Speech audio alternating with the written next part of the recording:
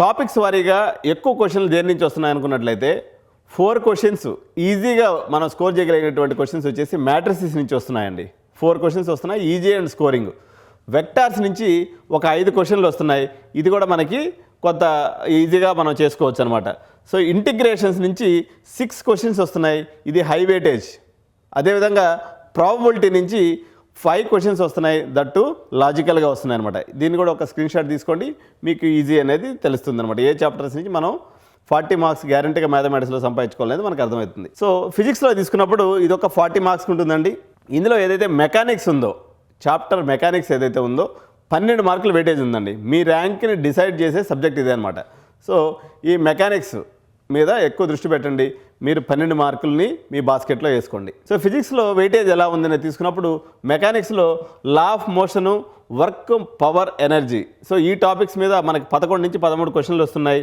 Electrodynamics, మరి దీంట్లో నుంచి ఎలక్ట్రోడైనమిక్స్ అనే చాప్టర్ నుంచి కరెంట్, ఎలక్ట్రిసిటీ మరియు మ్యాగ్నెటిజం అనేటువంటి చాప్టర్స్ మీద 9 to 11 క్వశ్చన్స్ వస్తున్నాయి.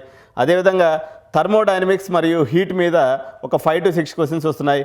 మోడర్న్ ఫిజిక్స్ అండ్ ఆప్టిక్స్ మీద 4 to 5 క్వశ్చన్స్ ఈచ్ చాప్టర్స్లోంచి. మోడర్న్ ఫిజిక్స్లోంచి ఒక 4 క్వశ్చన్స్, అదేవిధంగా ఆప్టిక్స్లోంచి ఒక 4 క్వశ్చన్స్ అనేది మనకి ఫిజిక్స్లో స్కోరింగ్గా ఉంది. సో ఒకసారి మనం డయాగ్రమాటిక్గా చూద్దామండి. థర్మోడైనమిక్స్ నుంచి ఒక 4 క్వశ్చన్స్, కరెంట్, ఎలక్ట్రిసిటీ నుంచి 3 క్వశ్చన్స్, వర్క్ అండ్ ఎనర్జీ నుంచి 3 క్వశ్చన్స్. తక్కువ సమయంలో ఎక్కువ మార్కులు సాధించవచ్చు వీటి మీద కానీ మనం ఫోకస్ పెట్టినట్లయితే.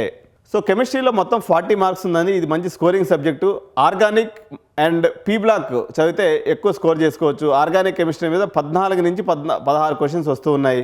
సో కెమిస్ట్రీ వెయిటేజ్ తీసుకున్నప్పుడు ఆర్గానిక్ కెమిస్ట్రీలో 14 to 16 క్వశ్చన్స్ ఉన్నాయండి. దీంట్లో ప్రధానంగా టాపిక్స్ ఏవి ఉన్నాయని తీసుకున్నప్పుడు హైడ్రోకార్బన్స్ అండ్ ఫంక్షనల్ గ్రూప్స్ మీద ఈ క్వశ్చన్స్ అనేది ఎక్కువగా ఫోకస్డ్గా రావడం జరిగింది.